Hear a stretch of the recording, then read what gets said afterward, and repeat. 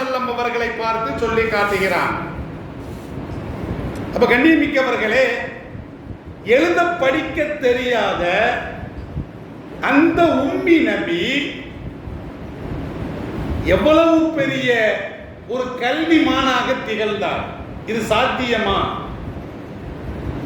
கண்ணியமிக்கவர்களே, எழுத படிக்க தெரியாத ஒரு உம்மி நபி, அவருக்கு யாரும் ஆசிரியராக இருந்து எதையும் கற்றுக் கொடுக்கவில்லை.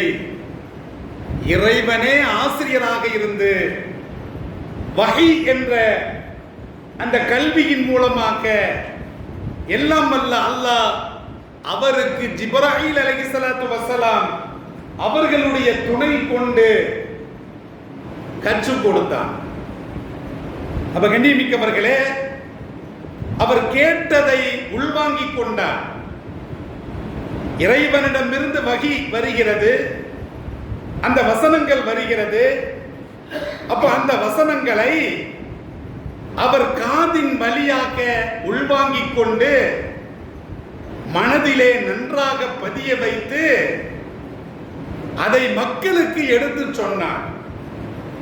இதற்கு எழுதணும் அவசியம் இல்லை, படிக்கணும் அவசியம் இல்லை. இதைத்தான் எல்லாம் வல்ல அல்லாஹ் அல் குர்ஆனிலே உம்மி நபி என்று சொல்லி காட்டுகிறான்.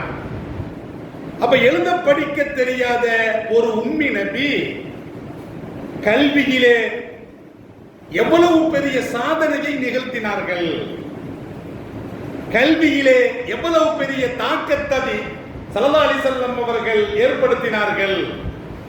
கண்ணியமிக்கவர்களே, அபரிதமான தாக்கத்தை கல்வியிலே என் பெருமான் ஸல்லல்லாஹு அலைஹி வஸல்லம் அவர்கள் ஏற்படுத்தினார்கள்.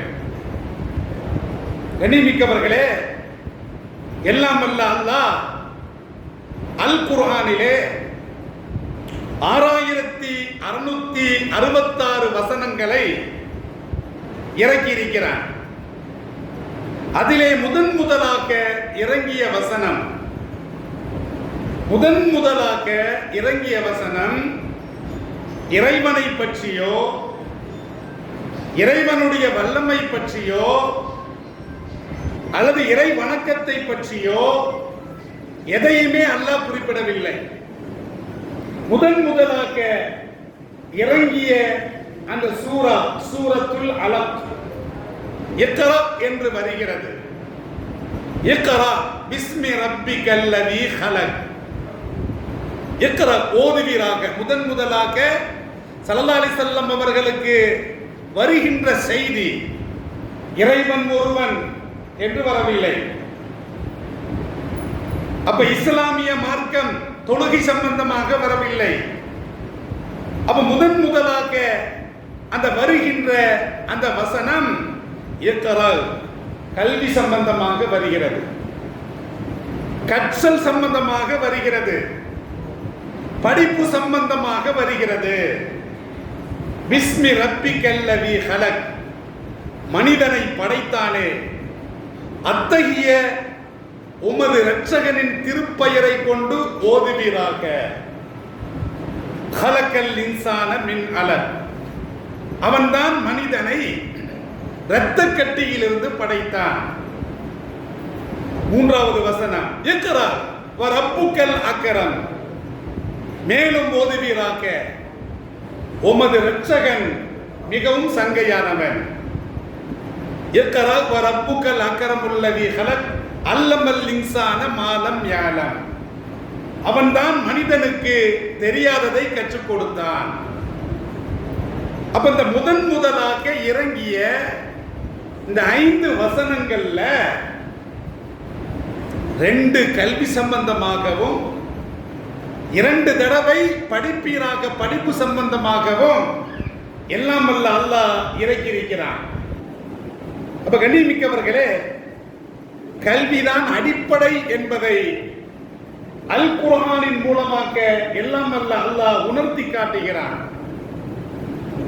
அப்ப கல்விதான் அடிப்படை. மார்க்கமாக இருந்தாலும் கூட, வணக்கமாக இருந்தாலும் கூட, ஏகத்துவமாக இருந்தாலும் கூட, எதுவாக இருந்தாலும் கூட அடிப்படை என்னது? கல்விதான். அப்ப அடிப்படை கல்வி என்பது சம்பந்தமாக முதலாக அல்லாஹ் ரப்புல் ஆலமீன் அந்த கல்வியைத்தான் இறக்கி வைத்தான். அது சம்பந்தமான வசனத்தை தான் எல்லாம் வல்ல அல்லாஹ் இறக்கி வைக்கிறான். இப்ப கல்வி இருந்தால்தான் இறைவனை பற்றி அறிய முடியும். கல்வி இருந்தால்தான் தொழுகையை பற்றி அறிந்து தொழ முடியும். கல்வி இருந்தால்தான் ஜகாத் கொடுக்க முடியும், ஹஜ்ஜி செய்ய முடியும். கல்வி இருந்தால்தான் தொழ முடியும். அப்ப கல்வி இருந்தால்தான் இறைவனுடைய வல்லமையை புரிந்து கொள்ள முடியும். அப்ப அடிப்படையான விஷயம் என்னவென்று பார்க்கின்ற பொழுது அது கல்வியாக இருக்கிறது. அப்ப கண்ணியமிக்கவர்களே, என் பெருமான் ஸல்லல்லாஹு அலைஹி வஸல்லம் அவர்கள் தமது அறையிலிருந்து மஸ்ஜித் நபவிக்கு போறாங்க. ஸல்லல்லாஹு அலைஹி வஸல்லம் அவர்கள் மஸ்ஜித் நபவி பக்கத்துல தான் அவர்களுடைய வீடு. அப்ப தமது அறையிலிருந்து நபி ஸல்லல்லாஹு அலைஹி வஸல்லம் அவர்கள் மஸ்ஜித் நபவி நோக்கி ஸல்லல்லாஹு அலைஹி வஸல்லம் அவர்கள் செல்றாங்க. செல்லுகின்ற பொழுது மஸ்ஜித் நபவியில இரண்டு சாரார் வெவ்வேறு செயல்கள்ல ஈடுபடுறாங்க. ஒரு சாரார் என்ன செய்றாங்கன்னா, அவர்கள் இறைவனை அவர்கள் தொழுகிறார்கள். அப்ப இறைவனை அவர்கள் வணங்குகிறார்கள். அவர்கள் இறைவனிடத்திலே அவர்கள் துஆ செய்கிறார்கள். அப்ப வணக்கத்துல ஒரு சாரார் ஈடுபட்டிருக்கிறான். இன்னொரு சாரார் அவர்கள் கல்வி சம்பந்தமாக அந்த செயலில் ஈடுபட்டு கொண்டிருக்கிறார்கள். அப்ப ஸல்லல்லாஹு அலைஹி வஸல்லம் அவர்கள் இரண்டு சாரார் குறித்தும் ஸல்லல்லாஹு அலைஹி வஸல்லம் அவர்களுடைய சிந்தனை, அவர்களுடைய சொல்லு எப்படி இருந்தது என்று சொன்னால், இரண்டு சாராருமே நன்மையின் மீதுதான் அவர்கள் இருக்கிறார்கள். ஒருத்தர் என்ன செய்கிறார் அப்படின்னா, அவர் குர்ஆனை ஓதுகிறார், இறைவனிடத்தில் துஆ செய்கிறார். அப்ப வணக்கத்தில் ஈடுபடுகிறார், இறைவனிடத்திலே துஆ செய்கிறார். அவருடைய செயல்பாடும் நல்ல செயல்பாடு தான். இன்னொரு சாரார், இன்னொரு அணியினர் அவர்கள் கல்வி சம்பந்தமாக பேசிக் கொண்டிருக்கிறார். மார்க்க சம்பந்தமாக அவர்கள் பேசிக்கொண்டு மற்றவருக்கு கற்றுக் கொடுத்து கொண்டிருக்கிறார். அப்ப இவர்களுடைய செயல்பாடும் நல்ல செயல்பாடு தான். இருவருடைய செயல்பாடும் நல்ல செயல்பாடுகள் தான் என்று நபி ஸல்லல்லாஹு அலைஹி வஸல்லம் அவர்கள் சொல்லிவிட்டு, அந்த ரெண்டு சபையில எந்த சபையை ஸல்லல்லாஹு அலைஹி வஸல்லம் அவர்கள் தேர்ந்தெடுத்தார்கள் என்று சொன்னால், வணக்கத்தில் ஈடுபட்டிருக்கக்கூடிய, துஆவில் ஈடுபட்டிருக்கக்கூடிய அந்த சபையை தவிர்த்துவிட்டு கல்வி சம்பந்தமாக கருத்துக்களை பரிமாறிக்கொண்டிருக்கிறார்களே அந்த சபையை ஸல்லல்லாஹு அலைஹி வஸல்லம் அவர்கள் தேர்ந்தெடுத்தாங்க. தேர்ந்தெடுத்துட்டு ஸல்லல்லாஹு அலைஹி வஸல்லம் அவர்கள் என்ன சொன்னார்கள் தெரியுமா? இவர்கள் வணக்கத்தில் ஈடுபடுறாங்க, இவர்கள் துஆ கேட்கிறாங்க, இவர்களுடைய துஆவை அல்லாஹ் ஏற்பான், ஏற்றுக்கொள்ளாமல் இருப்பான். துஆ செய்யறாங்க, கேட்டது கிடைக்கும், அந்த துஆவை இறைவன் மறுக்கவும் கூடலாம். ஆனால் இந்த கல்வி சம்பந்தமாக ஈடுபட்டிருக்கிறார்களே, இதுதான் சிறந்த சபை என்று சொல்லிவிட்டு ஸல்லல்லாஹு அலைஹி வஸல்லம் அவர்கள் சொல்லுவார்கள், இன்னமா புஇஸ்து முஅல்லிமன். அந்த நேரத்தில் தான் இந்த கருத்தை பதிவு செய்வார்கள். இந்த ஹதீஸ் இப்னு மாஜாவுல பதிவு செய்யப்பட்டிருக்கிறது. ஸல்லல்லாஹு அலைஹி வஸல்லம் அவர்கள் சொல்றாங்க, நான் அனுப்பப்பட்டதெல்லாம் இந்த உலகத்திற்கு நபியாக நான் அனுப்பப்பட்டதெல்லாம் கல்வியை கற்றுக் கொடுக்கக்கூடிய ஒரு ஆசிரியராக நான் இந்த உலகத்திற்கு அனுப்பப்பட்டிருக்கிறேன் என்று ஸல்லல்லாஹு அலைஹி வஸல்லம் அவர்கள் சொல்றாங்க. கண்ணியமிக்கவர்களே, ஆனால் அவருக்கு எழுதவும் தெரியாது, படிக்கவும் தெரியாது. ஆனால் கல்வியிலே மிகப்பெரிய புரட்சியை ஏற்படுத்தினார்கள், கல்வியிலே மிகப்பெரிய மாற்றத்தை கொண்டு வந்தார்கள். கண்ணியமிக்கவர்களே, ஏனென்று சொன்னால் அல்லாஹ்வின் மூலமாக அவர்கள் நேரடியாக இந்த வஹியின் மூலமாக குர்ஆனை அவர்கள் தெரிந்து கொண்டார்கள்.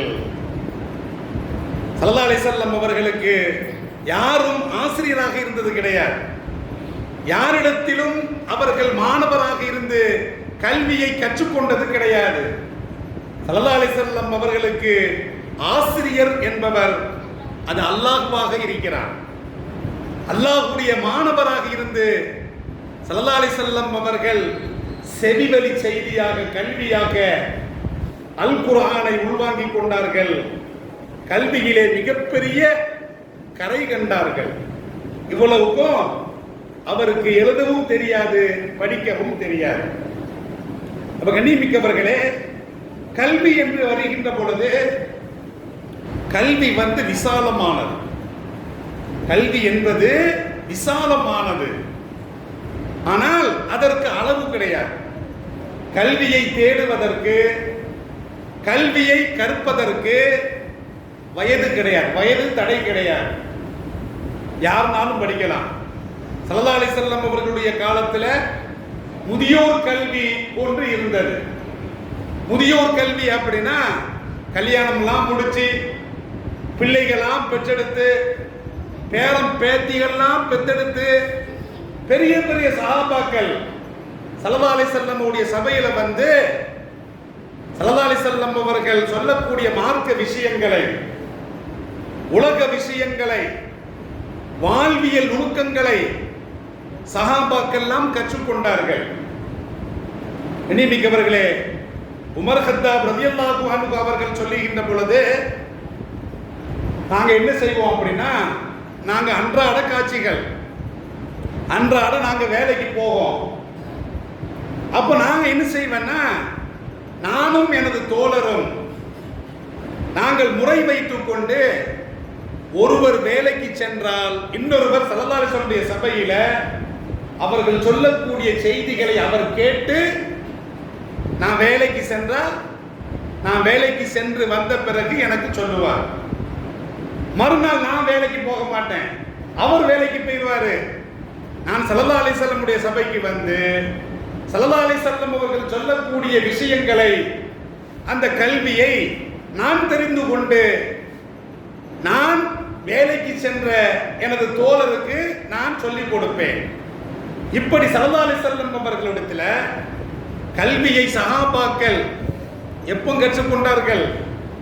ஸல்லல்லாஹு அலைஹி வஸல்லம் அவர்களிடத்தில் குழந்தையெல்லாம் பெற்ற பிறகு, பேரம் பேத்தியெல்லாம் எடுத்த பிறகு, அப்ப முதியவர்களாக இருந்த அந்த சஹாபாக்கள் ஸல்லல்லாஹு அலைஹி வஸல்லம் சபைக்கு கல்வியை கற்றுக்கொண்ட அந்த செய்தி புகாரி ஷரீஃபிலே பதிவு செய்யப்பட்டிருக்கிறது. அப்ப கல்வி என்பதற்கு எனது வயது என்பது தடை கிடையவே கிடையாது. கல்வி என்பது விசாலமானது. அது ஏகத்துவ கல்வியாக இருக்கலாம், ஆன்மீக கல்வியாக இருக்கலாம், அரசியல் கல்வியாக இருக்கலாம், பொருளியல் கல்வியாக இருக்கலாம், வரலாறாக இருக்கலாம், அல்லது புவியியலாக இருக்கலாம், அல்லது வானவியலாக இருக்கலாம், விண்வெளியாக இருக்கலாம். அப்ப கல்விக்கு ஒரு அளவை சொல்ல முடியாது. இதுதான் கல்வி என்று கல்விக்கு நாம் ஒரு அளவை சொல்ல முடியாது. அப்ப ஸல்லல்லாஹு அலைஹி வஸல்லம் உடைய அந்த சபையில கல்விக்கு எவ்வளவு முக்கியத்துவம் இருந்தது என்பதை நாம் பார்க்கிறோம். எல்லாம் வல்ல அல்லாஹ் கல்வியினுடைய அடிப்படையாக எதை வச்சிருக்கிறான் அப்படின்னா குர்ஆனை வச்சிருக்கிறான். கல்வியினுடைய அடிப்படை என்னது? குர்ஆன். இந்த குர்ஆனுக்கு விளக்கம் ஹதீஸ். இந்த உலகத்தினுடைய கல்விக்கு அடிப்படை மூலம் என்பது ரெண்டு தான். ஒன்று என்னது? ஒன்று குர்ஆன், மற்றொன்று ஹதீஸ். இந்த இரண்டில் இல்லாதது எதுவுமே கிடையாது. ஸல்லல்லாஹு அலைஹி வஸல்லம் வாழ்ந்த காலத்தில் அந்த மக்களுக்கு என்ன புரியுமோ அதைத்தான் சொன்னார்கள். கண்ணியமிக்கவர்களே, பின்வரக்கூடியவர்களுக்கு என்ன சாதிப்பார்களோ அதையும் சொன்னார்கள். பின்வரக்கூடிய மக்களுக்கு சொல்ல வேண்டியதை அந்த மக்களுக்கு சொல்லல. கண்ணியமிக்கவர்களே, குர்ஆன்ல நீங்கள் படித்து பார்த்தால் அஃபலா யன்துரூன இலல் இப்லி கைஃப குலிக ஒட்டகம் எவ்வாறு படைக்கப்பட்டது அப்படின்னு அல்லாஹ் கேள்வி கேட்கிறான். அந்த மக்களுக்கு ஒட்டகம் தெரியும், பாலைவனம் தெரியும், வான்வெளி தெரியும், மலைகள் தெரியும், பூமி தெரியும். அப்ப அந்த மக்களுக்கு என்ன தெரியுமோ அதை ஸல்லல்லாஹு அலைஹி வஸல்லம் அவர்கள் பேசினார்கள். ஆனால் பின்னால் வரக்கூடிய என்ன சாதனைகள் நடக்குமோ அதையும் இந்த குர்ஆனின் மூலமாக நபி ஸல்லல்லாஹு அலைஹி வஸல்லம் அவர்கள் கற்றுக் கொடுத்தார்கள். அப்ப நாம ஒன்ன விளங்கிடணும், கல்விக்கு அளவு என்பது கிடையாது. கல்விக்கு விசாலமான வழி. அதுல மார்க்க கல்வி வரும், அதுல ஆன்மீக கல்வி வரும், அது அரசியல் கல்வி வரும், எல்லா கல்வியுமே வரும். கல்வியை இஸ்லாம் பிரித்து பார்க்கவில்லை. எல்லா கல்விகளையும் அல் குர்ஆனிலே அல்லாஹ் ரப்பல் ஆலமீன் பட்டியலிட்டு சொல்லி காட்டுகிறான். ஸல்லல்லாஹு அலைஹி வஸல்லம் அவர்களும் எல்லா கல்வி குறித்தும் பேசியிருக்கிறார்கள். அப்ப ஸல்லல்லாஹு அலைஹி வஸல்லம் அவர்கள் போதித்த கல்வி என்பது மார்க்கத்தை மாத்திரம் போதிக்கவில்லை. ஸல்லல்லாஹு அலைஹி வஸல்லம் அவர்கள் தொழுகை மாத்திரம் சொல்லல, தொழுகைக்கு அப்பால் பொதுவெளியில் நடக்கக்கூடிய செய்தியை சொன்னார்கள், குடும்பத்தில் நடக்கக்கூடிய பிரச்சனையை பத்தி சொன்னாங்க, அப்போ உங்களுடைய உழைப்பை பத்தி சொன்னாங்க, அப்ப இந்த உலகத்தினுடைய மாற்றத்தை பத்தி பேசினாங்க, வானத்தை பத்தி பேசினாங்க, பூமியை பத்தி பேசினாங்க, கடலை பத்தி பேசினாங்க, எல்லாவற்றையும் பற்றி ஸல்லல்லாஹு அலைஹி வஸல்லம் அவர்கள் பேசினார்கள். கண்ணியமிக்கவர்களே, மார்க்கம்தான் அடிப்படை, அதையும் பேசினார்கள். இந்த உலகம் இயங்குவதற்கு எதுவெல்லாம் தேவையோ அதையும் ஸல்லல்லாஹு அலைஹி வஸல்லம் அவர்கள் சொல்லியிருக்கிறார். அவர்களுக்கு இறக்கி அருளப்பட்ட அல் குர்ஆன் பேசுகிறது. அதைத்தான் நம்ம சொல்றோம், கல்வி என்பது விசாலமான ஒரு பாதை. கல்வியில கரை காண முடியாது. கல்வியில யாருமே கரை கண்டது கிடையாது. கண்ணியமிக்கவர்களே, இப்போ நாம கல்வியில எந்த அளவுக்கு பின்தங்கி இருக்கிறோம்? இஸ்லாமியர்கள் உலக கல்வி என்று பிரித்து கொண்டு நாம் சுதந்திரத்திற்காக வேண்டி போராடினோம். ஆங்கில வழி கல்வி கூடாது என்பதற்காக வேண்டி நாம் படிப்பை துறந்தோம். ஏன் படிப்பை துறந்தோம்? இந்த நாடு சுதந்திரம் பெற வேண்டும். ஆங்கிலேயனிடமிருந்து அடிமைப்பட்டு கிடப்பதை இஸ்லாமியர்கள் விரும்பாமல் அவன் போதித்த ஆங்கில வழி கல்வியை கற்க கூடாது என்று உலமாக்கள் ஃபத்வா கொடுத்தாங்க. அதனால காயிதே மில்லத், கண்ணியமிகு காயிதே மில்லத் அவர்கள் பிஏ படிச்சுட்டு இருந்ததை பாதியிலே நிறுத்திட்டார். பிஏ படிக்கவே இல்லை. இப்படி இஸ்லாமியர்கள் இந்த நாட்டினுடைய சுதந்திரத்திற்காக வேண்டி இழந்தது சொத்தை அல்ல, சொத்தை மாத்திரம் அல்ல, இழந்தது உயிரை மாத்திரம் அல்ல, அதைவிட தாண்டி கல்வியையும் இழந்த காரணத்தினால் இன்னைக்கு எந்த அளவுக்கு பின்தங்கி இருக்கிறோம்? தாழ்த்தப்பட்ட மக்களை விட, பிற்படுத்தப்பட்ட மக்களை விட, பழங்குடியின மக்களை விட நாம் பின்தங்கி இருக்கிறோம். அந்த உலமாக்கள் செய்தது தவறு என்று நமக்கு புரிகிறது. 50 வருஷத்துக்கு பின்னால போயிருக்கிறோம். கண்ணியமிக்கவர்களே, இந்த உயர்கல்வியில அகில இந்திய அளவுல உயர்கல்வியில ஒவ்வொரு வகுப்பாரும் எந்த அளவுக்கு இருக்கிறார்கள் என்று நாம் பார்க்கின்ற பொழுது 2020 இருந்து 2021 வரைக்கும் அந்த முஸ்லிம்கள் உயர்கல்வியில பார்க்கும் பொழுது 4.6% தான். இஸ்லாமியர்கள் உயர்கல்வியில இவர்கள் எந்த அளவுக்கு உயர்கல்வியில் அவர்கள் தேர்ச்சி பெற்றிருக்கிறார்கள், சேர்ந்திருக்கிறார்கள் என்று பார்த்தால் எத்தனை? 4.6%. ஆனால் பிற்படுத்தப்பட்டோர், ஓபிசின்னு சொன்னோமா இல்லையா, பிற்படுத்தப்பட்டோர் உயர்கல்வியில 35.8%. பட்டியல் இனத்தவர் சொல்றோமா இல்லையா, எஸ்சி பட்டியல் இனத்தவர் 14.2%. எஸ்டி பழங்குடியின மக்கள் 5.8%. இப்ப தாழ்த்தப்பட்டவரை விட, எஸ்சி வகுப்பாரை விட, எஸ்டி பழங்குடியின மக்களை விட இஸ்லாமியர்கள் எந்த அளவுக்கு பின்தங்கி இருக்கிறாங்க? 4.6%.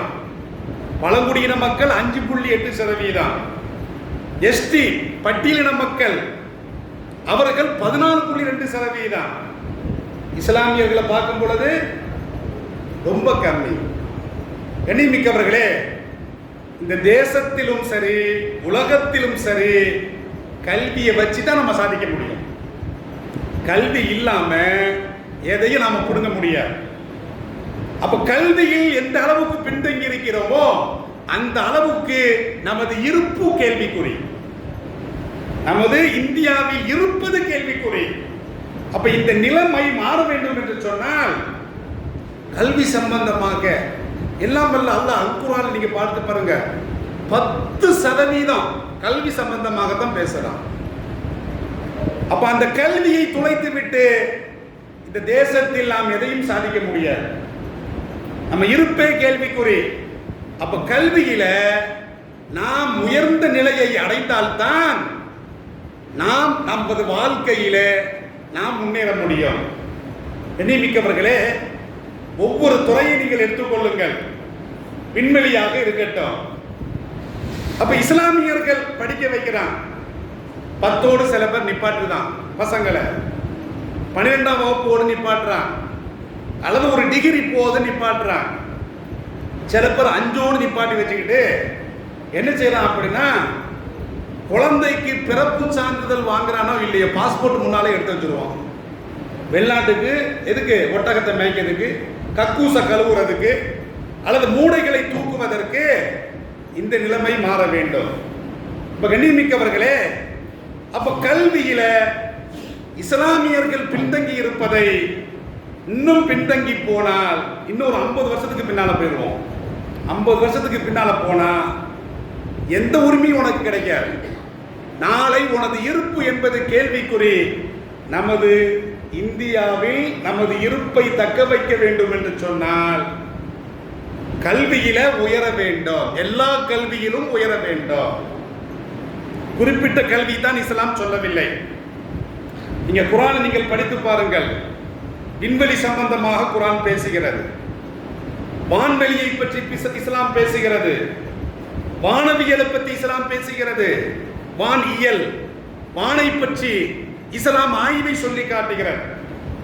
சூரத்து காஃப் என்ற அந்த சூரா, அதுல 6வது வசனம் எல்லாம் வல்ல அல்லாஹ் சொல்லுகின்ற பொழுது, அஃபலம் யன்துரு இலஸ் ஸமாஇ ஃபௌகஹும், அவர்கள் தமக்கு மேலால் அமைக்கப்பட்டிருக்கக்கூடிய அந்த வானத்தை அவர்கள் பார்க்க வேண்டாமா? அல்லாஹ் கேட்கிறான். என்னைக்காவது வானத்தை பார்த்திருக்கிறோமா? அதுக்கு சாட்ல கிடக்குதுங்கிறோம்.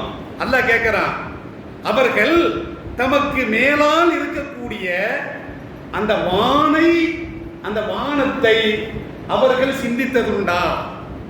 அல்லாஹ் கேட்டுட்டு, கைஃப பனைனாகா, எப்படி அல்லாஹ் படைச்சிருக்கிறான், வஸய்யன்னாஹா, எவ்வளவு அலங்காரமாக வைத்திருக்கிறான். அல்லாஹ் குர்ஆன்ல சொல்லி காட்டுகிறான், வமாலஹா மின் ஃபுரூஜ், எத்தனை கிரகங்கள் வானத்திலே இருக்கின்றன. அல்லாஹ் சிந்திக்க சொல்றான். கண்ணியமிக்கவர்களே, அப்ப விண்வெளியையும் இஸ்லாமியர்கள் எடுத்துக்கொள்ள வேண்டும். இஸ்லாமியர்கள் படிக்க வைக்க ஒரு குறிப்பிட்ட ஒரு கல்வி, இன்ஜினியர் அதோடு முடிஞ்சு போச்சு, அப்படி கிடையாது. நீங்கள் குர்ஆனை திறந்து படித்து பார்த்தால் ஸல்லல்லாஹு அலைஹி வஸல்லம் அவர்களுக்கு அருளப்பட்ட கல்வி, அவர்களுக்கு சொல்லப்பட்ட கல்வி, குர்ஆன் சொல்லக்கூடிய கல்வி வானியலை பற்றி பேசுகிறது, விண்வெளியை பற்றி பேசுகிறது, வானத்தை ஆய்வு செய்யும்படி இஸ்லாம் தூண்டுகிறது. கண்ணியமிக்கவர்களே, அப்போ விண்வெளியில இஸ்லாமியர்கள் எந்த அளவுக்கு இருக்கிறான்? சமீபத்தில் கூட ஒரு செங்கோட்டை சார்ந்த ஒரு இஸ்லாமிய பெண்மணியினுடைய தலைமையின் கீழே விண்வெளியில் இந்தியா சாதனை படைத்திருக்கிறது. இன்னும் ஏராளமான பெண் குழந்தைகள், ஏராளமான நமது குழந்தைகள் விண்வெளி படிப்பு தேவை. இந்த தேசத்தை கட்டமைப்பதில், இந்த தேசத்தை பாதுகாப்பதில் விண்வெளி சம்பந்தமான கல்வி இஸ்லாமியர்களுக்கு தேவை. அதிலே ஆர்வம் காட்ட வேண்டும். அவர்களுக்கு குழந்தைகளுக்கு ஆர்வத்தை ஊட்ட வேண்டும். ஏராளமாக குர்ஆன்ல பேசுறான். நான் எடுத்துக்காட்டாக ஒரு வசனத்தை தான் நான் சொன்னேன். அப்ப அல்லாஹ் குர்ஆன்ல கேட்கிறான், வானத்தை பற்றி நீங்கள் சிந்தித்து பார்க்கவில்லையா? நட்சத்திரங்களை பற்றி நீங்கள் சிந்தித்து பார்க்கவில்லையா? சூரியனை சிந்தித்து பார்க்கவில்லையா? கோள்களை சிந்தித்து பார்க்கவில்லையா? இன்னைக்கு ஒவ்வொரு ஆராய்ச்சி பண்றான். செவ்வாய் கிரகத்துக்கு எப்படி போகலாம், இப்போ அந்த சந்திர மண்டலத்துக்கு ஆளை எப்படி அனுப்பலாம், இந்தியா அடுத்த கட்டத்துக்கு போயிட்டு இருக்குது. அல்லாஹ் குர்ஆன்ல சொல்றான். அப்ப கண்ணியமிக்கவர்களே, ஃபலக், இல்முல் ஃபலக், விண்வெளி சம்பந்தமாக, வானியல் சம்பந்தமாக எல்லாம் அல்லாஹ் அல் குர்ஆனிலே பேசுகிறார். இப்படி கல்வி விசாலமானது. இன்னொரு இடத்துல அல்லாஹ் சொல்லுகின்ற பொழுது, வஸ்ஸமாஇ தாத்திர் ரஜயி, திருப்பி அனுப்பும் வானத்தின் மீது சத்தியமாக. என்ன திருப்பி அனுப்பும் வானத்தின் மீது சத்தியமாக? எங்க போனாலும் மேலே, எங்க போனாலும் கீழே வந்துடும். மேலே எங்க போனாலும் மேலே ஒரு தடுப்பு இருக்கிறது. அந்த தடுப்பு மேலே ஏறி செல்ல விடாமல் அப்படியே தடுத்து கீழே அனுப்பி விடுகிறது. உதாரணத்திற்கு புரிய வேண்டும் என்று சொன்னால், மழை பொழிகிறது. நாம் படிச்சிருப்போமா இல்லையா? அப்ப மழை எப்படி பொழிகிறது? அப்ப பூமியில் கிடக்கக்கூடிய அந்த நீர் வெப்பத்தினால் அது நீராவியாகி அது மேலே சென்று விடுகிறது. அது மேகக்கூட்டங்களாக அப்படியே உருவாகிறது. அது குளிர்ந்த மேகங்களாக அது உருவாகி காற்று அடிக்கின்ற பொழுது அதை அப்படியே பிரித்து மழை துளிகளாக கீழே வருகிறது. இதைத்தான் அல்லாஹ் சொல்றான், வஸ்ஸமாஇ தாத்திர் ரஜயி, திருப்பி அனுப்பும் வானத்தின் மீது சத்தியமாக. அப்ப மழை எப்படி பொழிகிறது? இதைத்தான் அல்லாஹ் சொல்றான். கீழிருந்து மேலே போகுது, நீராவியாகி அந்த தண்ணீர் மேலே போய் திரும்ப மழையாக வருகிறது. ரேடியோவை எப்படி கண்டுபிடிக்கிறான்? வானொலி. ஒரு செய்தியை வானொலியின் மூலமா நம்ம கேட்கிறோம், ஒரு செய்தியை பேசுறோம், மேல போகுது, மேல போய் அந்த செய்தியை அப்படியே திரும்ப பூமிக்கு கொடுக்கிறது. வானொலி அப்படிதான் கண்டுபிடிச்சா. நாம தகவல் தொழில்நுட்பம், நம்ம போன்ல பேசுறோம், சேட்டலைட்ல போகுது, திரும்ப கீழே வருது. இதைத்தான் அல்லாஹ் சொல்றான், வஸ்ஸமாஇ தாத்திர் ரஜயி, திருப்பி அனுப்பும் வானத்தின் மீது சத்தியமாக. அதாவது இந்த பூமிக்கு தேவையான அந்த உஷ்ணம், அந்த ஹீட் என்பது எங்கிருந்து கிடைக்கிறது அப்படின்னா சூரியனிலிருந்து கிடைக்கிறது. ஒரு அளவுக்கு தான். ஒரு அளவுக்கு இந்த பூமி வெப்பமாகி விட்டால் அதற்கு பிறகு பூமி வெப்பத்தை ஏற்றுக்கொள்ளாது, திரும்ப மேல அனுப்பிடும். திரும்ப என்ன செய்யறோம்? பூமி மேல அனுப்பிடும். இந்த பூமியினுடைய வெப்பம் குறைகின்ற பொழுது திரும்ப மேல இருந்து கீழே வந்துடும். எதுவாக இருந்தாலும் சரிதான். நீங்கள் பேசக்கூடிய பேச்சு மேல போய் கீழே வருது. போன் பேசுறாங்க, வானொலி, ரேடியோ எல்லாம் இப்படிதான் கண்டுபிடிச்சான். அப்ப கண்டிப்பிக்கவர்களே, இப்படி அல்லாஹ் குர்ஆன்ல ஏராளமான கல்விகளை பற்றி பேசுகிறான். மருத்துவத்தை பத்தி குர்ஆன்ல பேசுறான். இந்த இஸ்லாமியர்கள்ல மருத்துவத்தில் எத்தனை பேர் இருக்கிறாங்க? மருத்துவத்துறையை எத்தனை பேர் தேர்வு செய்கிறார்கள்? அல்லாஹ் குர்ஆன்ல என்ன சொல்றான் அப்படின்னா, சூரத்து பனி இஸ்ராயில் 17வது சூரா 82வது வசனம், வனுனஸ்ஸிலு மினல் குர்ஆனி மா ஹுவ ஷிஃபாஉன் வ ரஹ்மத்துல் லில் முஃமினீன். இந்த குர்ஆனில் மூமின்களுக்கு என்ன நிவாரணம் தேவையோ அதை நாம் இறக்கி வைத்திருக்கிறோம். மிக்கவர்களே, அப்போ எல்லா நோய்க்கும் அல் குர்ஆன்ல அல்லாஹ் நிவாரணத்தை வைத்திருக்கிறார். திப்புன் நபின் இருக்குது, நபியினுடைய மருத்துவமே ஒன்று இருக்குது. மிக்கவர்களே, மருத்துவம் சம்பந்தமாக ஸல்லல்லாஹு அலைஹி வஸல்லம் பேசியிருக்கிறாங்க. ஒரே அல்லாஹ் ஒருவன் தொழணும், அதை தாண்டி மார்க்கத்தை தாண்டி இந்த உலகத்திற்கு என்ன தேவையோ எல்லா விதமான அந்த கல்விகளை எம்பெருமான் ஸல்லல்லாஹு அலைஹி வஸல்லம் அவர்கள் வழங்கி இருக்கிறாங்க. குர்ஆன்ல என்ன சொல்றான்? வனுனஸ்ஸிலு மினல் குர்ஆனி மா ஹுவ ஷிஃபாஉன் வ ரஹ்மத்துல் லில் முஃமினீன். இந்த குர்ஆனிலே இந்த மூமின்களுக்கு என்ன நிவாரணம் தேவையோ அதையும் நாம் இறக்கி வைத்திருக்கிறோம். மூமின்களுக்கு ரஹமத்தாகவும் இறக்கி வைத்திருக்கிறோம். அப்ப இன்னைக்கு இஸ்லாமிய பெண்கள், பெண் குழந்தைகள் குறிப்பாக மருத்துவத்தை தேர்வு செய்ய வேண்டும். நம்ம சமுதாயத்தில் எம்பிபிஎஸ் டாக்டர் ரொம்ப கம்மி. ஒரு பெண் இருக்கிறா, ஒரு பெண்ணுக்கு உடம்பு சரியில்லை, புது பிரசவம், ஒரு ஆண் டாக்டர் போய் பிரசவம் பார்க்க முடியுமா? ஒரு அந்தரங்க நோய் நமது பெண்ணுக்கு, நமது பெண் குழந்தைகளுக்கு அல்லது நம்ம தாய்க்கு அந்தரங்கமான ஒரு நோய், அதுல நாம நிவாரணம் தேடுவதற்காக ஒரு ஆண் டாக்டர் அணுக முடியுமா? ஒரு ஸ்கேன் எடுப்பதாக இருந்தா கூட ஆண் தான் ஸ்கேன் எடுக்கிறான். ஒரு பெண்ணுக்கு ஸ்கேன் எடுக்கக்கூடியதாக இருந்தாலும் கூட அந்தரங்க பகுதியை ஆண்கள் தான் இருக்கிறாங்க. அப்ப இந்த துறையில இஸ்லாமியர்கள் எவ்வளவு பின்தங்கி இருக்கிறாங்க. இஸ்லாமிய மாணவர்கள், பெண்கள், பெண்களுக்கு சம்பந்தமான, அது பிரசவமாக இருக்கட்டும் அல்லது பெண்கள் சம்பந்தமான பாலியல் ரீதியான நோய்களாக இருக்கட்டும், அவர்களுக்கு சம்பந்தமான அந்த சிகிச்சை அளிப்பதற்கு பெண்கள் தேவையா இல்லையா? அன்னை ஆயிஷா சித்திகா ரலியல்லாஹு தஆலா அன்ஹா அவர்கள் பல கலைகளில் அவர்கள் தேர்ச்சி பெற்றார்கள். ஒரு 7-8 கலைகள்ல அவர்கள் தேர்ச்சி பெற்றார்கள். அதுல ஒன்று மருத்துவம்.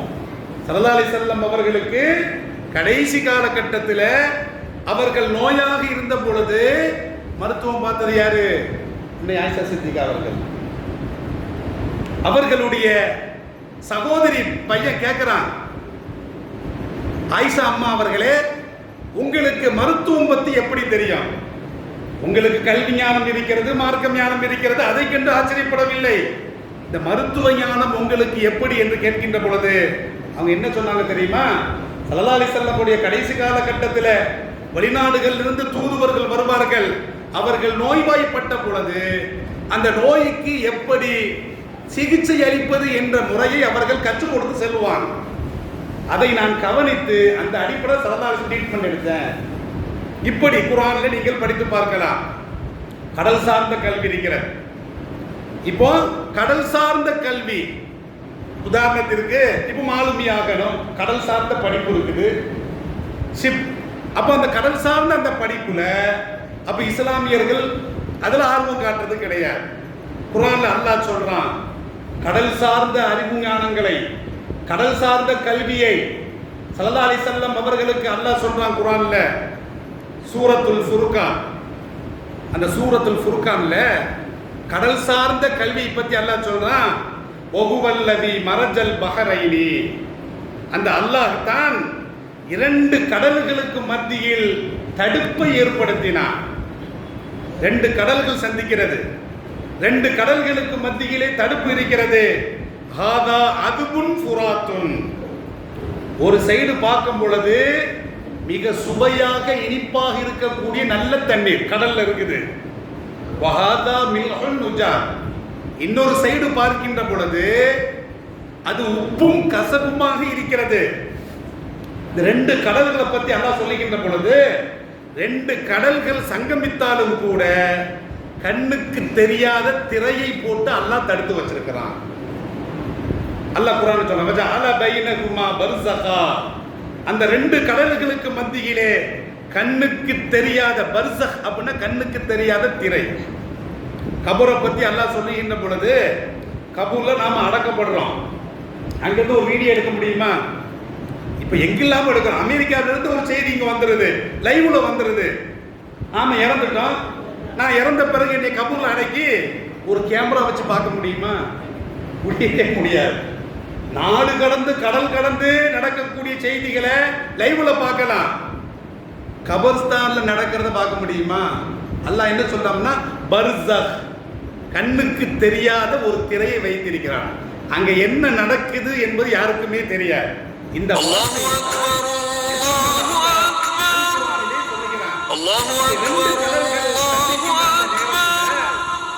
ஒண்ணு நல்ல தண்ணியா இருக்குது, இன்னும் உப்பு தண்ணியா இருக்குது. அப்ப 2க்கும் மத்தியில் என்ன இருக்குது? பர்ஸக். அல்லாஹ் ஒரு தடையை ஏற்படுத்தி இருக்கிறான். குர்ஆன்ல அல்லாஹ் சொல்றான். அப்ப கடல் சார்ந்து அல்லாஹ் பேசுகிறான். இப்படி குர்ஆனை நீங்கள் படித்து பார்த்தால் ஏராளமான கல்விகள் இருக்கிறது. உதாரணத்திற்கு இந்த மத்திய தரைக்கடல், அந்த கருங்கடலும் மத்திய தரைக்கடலும் ஒரு 12,000 வருஷத்துக்கு முன்னால வெவ்வேறு நிலப்பரப்பாக இருந்தது, தனித்தனி நிலப்பரப்பாக இருந்தது. 12,000 வருஷத்துக்கு முன்னால ஒரு பிரளயம் வந்து இரண்டையும் இணைத்து விட்டது. மத்திய தரைக்கடலையும் கருங்கடலையும் அது இணைத்து விட்டது. இப்படி இப்போ இணைத்தாலும் கூட ரெண்டுக்கும் மத்தியில அல்லாஹ் என்ன செஞ்சிருக்கிறான் அப்படின்னா ஒரு தடையை வைத்திருக்கிறான். ஒரு கடல் தண்ணீர் அடர்த்தியாக இருக்கும், அந்த அடர்த்தியாக இருக்கக்கூடிய தண்ணீர் கீழே இருக்கும். இன்னொரு கடல் தண்ணீர் அடர்த்தி கம்மியா இருக்கும், அது மேலே இருக்கும். இப்படி ரெண்டும் சேராத அளவுக்கு, ஒன்றாக இருந்தாலும் கூட கலக்காத அளவுக்கு அல்லாஹ் ரப்புல் ஆலமீன் ஏற்படுத்தி வைக்கிறான். இன்னைக்கு விஞ்ஞானம் கண்டுபிடிச்சு சொல்லி இருக்கிறது. இப்படி இந்த அட்லாண்டிக் கடல், மத்திய அந்த தரைக்கடல், இந்த ரெண்டு பகுதியும் ஒரு பகுதியில இணைகிறது. இப்படி இணைகின்ற பொழுது இந்த மத்திய தரைக்கடலுடைய தண்ணீர் அடர்த்தியாக இருக்கும், அடர்த்தியாக இருக்கக்கூடிய அந்த தண்ணீர் கீழே இருக்கும். அட்லாண்டிக் கடலுடைய தண்ணீர் அடர்த்தி கம்மியா இருக்கும், அது மேலே இருக்கும். இப்படி எப்படி இருக்குது அப்படின்னா 1000 அடிகளுக்கு மேலாக அந்த அடுக்கடுக்கா இருக்கும். 1000 அடிகள், ரெண்டுமே ஒன்று சேராது. அப்ப கண்ணிமிக்க வைத்து அல்லாஹ் குர்ஆன்ல சொல்றான், வஜஅல பைனஹுமா பர்ஸகா. இது எப்படி சேர்ந்து இருக்குது அப்படின்னா 100 மைல்கள் விசாலமான அளவுக்கு இந்த ரெண்டு கடல்களுடைய நீரும் 1000 அடுக்குகளாக சேர்ந்தாலும் கூட அதுவும் இதுவும் கலந்து விட முடியாது. இந்த தண்ணி உள்ள வராது, அந்த தண்ணி இங்க போகாது. இதை இன்று விஞ்ஞானம் சொல்லுகிறது. இதை எல்லாம் அல்ல அல்லாஹ் அல் குர்ஆனிலே அன்றே சொல்லிவிட்டான். குர்ஆனை நீங்கள் படித்து பார்த்தால் தாவரங்களை பத்தி பேசுறான், விவசாயத்தை பத்தி பேசுறான், வேளாண்மையை பத்தி பேசுறான். அக்ரிகல்ச்சர் விவசாய படிப்பு இருக்குது, யாருமே ஆர்வம் காட்டுறது கிடையாது. ஆதம் அலைஹிஸ்ஸலாத்து வஸலாம் என்ன செஞ்சு படைச்சாரு? விவசாயம் செஞ்சு தான் படைச்சாரு. குர்ஆன்ல ஏராளமான இடங்கள்ல அல்லாஹ் சொல்றான், வைனபம் வகதுபா, திராட்சையை பத்தி அல்லாஹ் சொல்றான், புற்பூண்டுகளை பத்தி அல்லாஹ் சொல்றான், ஃபீஹா ஃபாகிஹத்துன் வ நஹ்லும் வ ரும்மான். அல்லாஹ் 2 சோலைகளை பத்தி பேசுகின்ற பொழுது அந்த சோலைகளிலே பல வகைகள் இருக்கிறது, பேரிச்சங்கனிகள் இருக்கிறது, மாதுளை பழம் இருக்கிறது. இப்படி தாவரவியல், வேளாண்மை, விவசாயம் அல்லாஹ் குர்ஆன்ல ஏராளமான இடங்கள்ல சொல்றான். கண்ணிமிக்கவர்களே, உயிரினங்களை பத்தி பேசுறான், ஹயவான், இல்முல் ஹயவான். அப்ப விலங்கியல், விலங்கினங்கள், அப்ப விலங்கியல் துறை இருக்கிறது.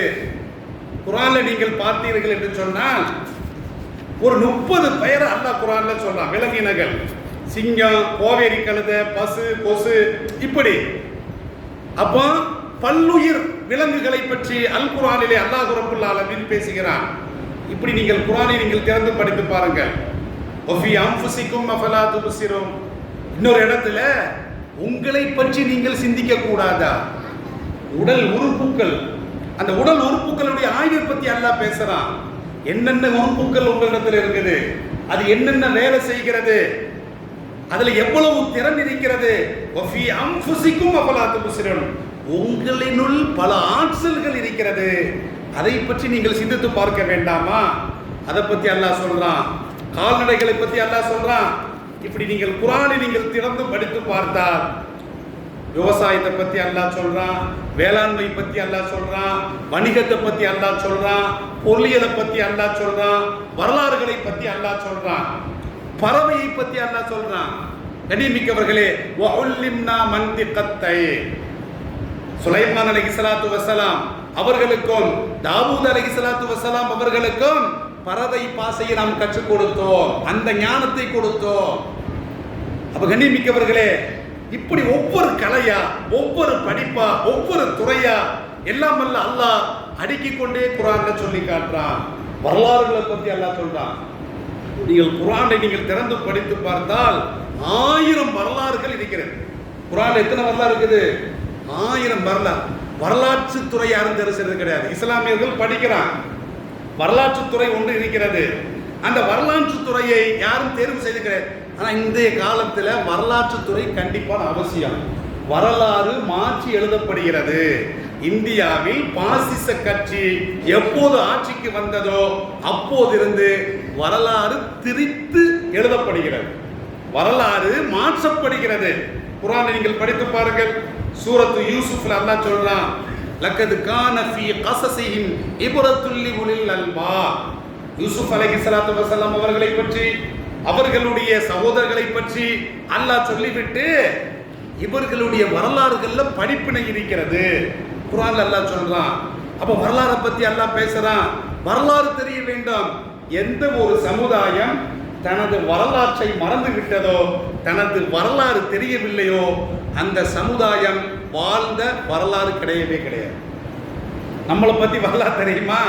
கண்ணியமிக்கவர்களே, ஒவ்வொன்றையும் அழித்துக் கொண்டு வருகிறது பாசிச அரசு நமது வரலாற்றை. அக்பர் சாலை டெல்லியில இருந்துச்சு, அதை பேரை மாத்துறான். இஸ்லாமியர்களுடைய ஊர் பேர்களை மாத்துறான். ஏன் அப்படின்னா கல்வெட்டுகளின் மூலமாக வரலாறு பாதுகாக்கப்பட்டது. கல்வெட்டுகளை ஃபுல்லா அழிக்கிறான். அப்ப கண்ணியமிக்கவர்களே, இப்படி இந்த சமயத்தில் வரலாறு அளிக்கப்படுகிறது. ஆனால் வரலாற்று துறையை யாரும் தெரிஞ்சுக்கிட்டாரு.